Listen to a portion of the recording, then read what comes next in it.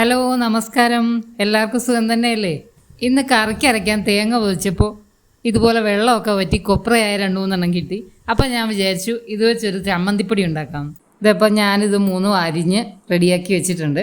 ഇത് ചിരണ്ടി എടുക്കാൻ പറ്റില്ലല്ലോ, അതുകൊണ്ട് ഇത് ഞാൻ കനം കുറച്ച് ഇതുപോലെ സ്ക്വയറായിട്ട് അരിഞ്ഞെടുത്തിരിക്കുകയാണ്. പച്ച തേങ്ങയാണെങ്കിൽ ഞാൻ സാധാരണ ചിരകി എടുക്കാറാണ് പതിവ്.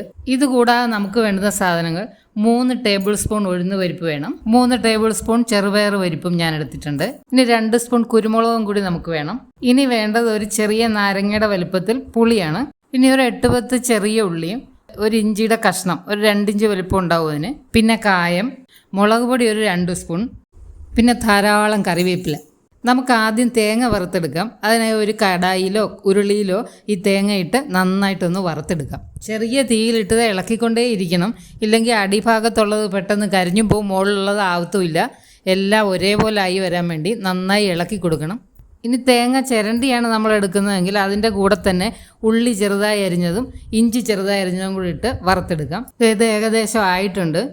ഇനി ഒരു 1-2 മിനിറ്റ് കൂടി കഴിഞ്ഞ് നമുക്കിതിനെ മറ്റൊരു പാത്രത്തിലേക്ക് മാറ്റാം. ഇനി അടുത്തായിട്ട് നമുക്കിതിലേക്ക് ഉഴുന്ന് പരിപ്പിട്ട് ഒന്ന് ചുവപ്പാകുന്ന വരെ വറുത്തെടുക്കാം.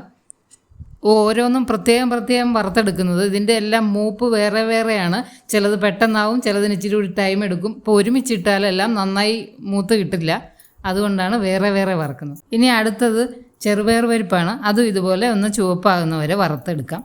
ഇതായിട്ടുണ്ട്. ഇതും എടുത്ത് നമുക്ക് മാറ്റി വയ്ക്കാം. ഇതെല്ലാം ഞാൻ ലോ ഫ്ലെയിമിലിട്ടാണ് ചെയ്യുന്നത്, എന്നാലേ അതിൻ്റെ കറക്റ്റായിട്ടുള്ള അതിൻ്റെ ആ ഇത് കിട്ടത്തുള്ളൂ. ഇനി അടുത്ത കുരുമുളകാണ്. അതും ഒന്ന് നന്നായി ചൂടാക്കിയെടുക്കണം. ഇനി കറിവേപ്പിലയാണ്. അതും ഒന്ന് നന്നായിട്ട് ഫ്രൈ ചെയ്തെടുക്കണം. ചിരണ്ടിയ തേങ്ങയിലാണെങ്കിൽ അത് ഏകദേശം ഒന്ന് പകുതി കഴിയുമ്പോൾ ഈ കറിവേപ്പിലയും കൂടി ഇട്ട് മൂപ്പിച്ചെടുക്കാവുന്നതേ ഉള്ളൂ. കറിവേപ്പില ഞാനിവിടെ കൂടുതൽ ഇടുന്നുണ്ട്, എനിക്ക് അതിൻ്റെ ടേസ്റ്റ് ഇഷ്ടമായതുകൊണ്ട്. ഞാൻ ഇതിൻ്റെ കൂടെ കുറച്ച് നാരകത്തിൻ്റെ ഇല കൂടെ ഇടുന്നുണ്ട്. ഇതിന് നല്ല മണവും ടേസ്റ്റും കിട്ടും. നിങ്ങളുടെ കയ്യിലുണ്ടെങ്കിൽ ഇതും കൂടി ഇടുന്നത് നല്ലതാണ്. ഇല നല്ല മൊരിഞ്ഞ് പൊടിഞ്ഞ് വരുന്നത് വരെ വറുത്തെടുക്കാം. കറിവേപ്പില മാറ്റിയ ശേഷം ആ പുളി അതിലേക്ക് ഇട്ട് കൊടുത്തൊന്ന് ചൂടാക്കി എടുക്കാം. അതിൻ്റെ വെള്ളമയമൊക്കെ ഒന്ന് മാറിക്കിട്ടും. ഇനി ഇത് മാറ്റിയ ശേഷം ഇതിലേക്ക് 1 ടീസ്പൂൺ എണ്ണ ഒഴിച്ച് നമ്മുടെ എടുത്ത് വെച്ചിരിക്കുന്ന ഇഞ്ചി ചെറിയ കഷ്ണങ്ങളാക്കിയത് ഒന്ന് ഫ്രൈ ചെയ്തെടുക്കണം. ഉള്ളിയും അതുപോലെ ഒന്ന് ഫ്രൈ ചെയ്തെടുക്കണം. ഇഞ്ചിക്കറിക്കൊക്കെ നമ്മൾ വറക്കുന്ന പോലെ നല്ല മൊരിച്ച് വറുത്തെടുക്കണം. ഉള്ളിയും അതുപോലെ തന്നെ. ഇതിപ്പോൾ എനിക്ക് ഡബിൾ പണിയായിപ്പോയി. ഞാൻ തേങ്ങ അരിഞ്ഞ് വറുത്തതുകൊണ്ടാണ് ഇങ്ങനെ പറ്റിയത്. ചിരണ്ടി വറക്കായിരുന്നെങ്കിൽ അതിൻ്റെ കൂട്ടത്തിൽ തന്നെ ഇതിട്ട് വറക്കാമായിരുന്നു. ഇപ്പോൾ ഇത് ഉള്ളി നന്നായി ഫ്രൈ ആയി. ഇനി ഇത് മാറ്റിയ ശേഷം സ്റ്റൗ ഓഫ് ചെയ്ത് ഇതിലേക്ക് എടുത്ത് വെച്ചിരിക്കുന്ന 2 സ്പൂൺ മുളക് പൊടിയും 1/2 ടീസ്പൂൺ കായപ്പൊടിയും കൂടി ചേർത്ത് നന്നായിട്ടൊന്ന് ഇളക്കി കൊടുക്കണം. അതിനെ ഒന്ന് ചൂടാക്കി എടുക്കണം. ഇപ്പോഴത്തേക്ക് നമ്മൾ ആദ്യം വറുത്ത് വെച്ച തേങ്ങയൊക്കെ നന്നായി തണുത്തിട്ടുണ്ട്. ഇനി അതിനെ നമുക്ക് പൊടിച്ചെടുക്കാം. തേങ്ങയൊക്കെ നന്നായി പൊടിഞ്ഞിട്ടുണ്ട്. ഇനി ഇതിനെ കായവും മുളക് പൊടി നമ്മൾ ചൂടാക്കി വെച്ചിട്ടുണ്ട്, അതിലേക്ക് ഇത് ഇട്ട് കൊടുക്കുക. ഇനി ബാക്കി ഇൻഗ്രീഡിയൻസിനെ എല്ലാം കൂടി നമുക്ക് ഒരുമിച്ച് പൊടിച്ചെടുക്കാം. നല്ല ഫൈൻ പൗഡറാക്കി പൊടിച്ചെടുക്കണം.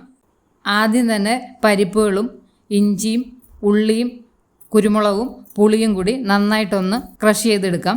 ഇനി ഇതിലേക്ക് കറിവേപ്പിലയും ആവശ്യത്തിന് ഉപ്പും കൂടി ചേർത്ത് നല്ല ഫൈൻ പൗഡറാക്കി എടുക്കാം. ഇനി ഇതും കൂടി ആ തേങ്ങ പൊടിച്ച് വെച്ചിരിക്കുന്നതിലേക്ക് ചേർക്കാം. ഇനി ഇതിനെ നല്ല ക്ലീൻ ആയിട്ടുള്ള ഡ്രൈ ആയിട്ടുള്ള കൈ വെച്ച് നന്നായിട്ട് തിരുമ്മി മിക്സ് ആക്കി എടുക്കണം. ഇത് സ്പൂണ് കൊണ്ടും തവി കൊണ്ടും ഒക്കെ മിക്സ് ആക്കിയാൽ ചിലപ്പോൾ എല്ലാം നന്നായിട്ട് മിക്സായി വരില്ല.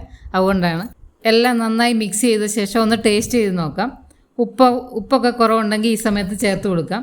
എനിക്ക് ഉപ്പും അല്പം കായപ്പൊടിയും കുറവുണ്ടായിരുന്നു, ഞാൻ ചേർത്ത് കൊടുത്തിട്ടുണ്ട്. നമ്മുടെ ചമ്മന്തിപ്പൊടി ഇപ്പോൾ റെഡി ആയിട്ടുണ്ട്. ഓരോരുത്തർ ഓരോ രീതിയിലാണ് ചമ്മന്തിപ്പൊടി ഉണ്ടാക്കുന്നത്. ഇതെൻ്റെ അമ്മ ഉണ്ടാക്കുന്ന രീതിയിലാണ് ഞാൻ ഉണ്ടാക്കിയിരിക്കുന്നത്. ഇത് ഞങ്ങളുടെ വീട്ടിലെല്ലാവർക്കും വളരെ ഇഷ്ടമാണ്.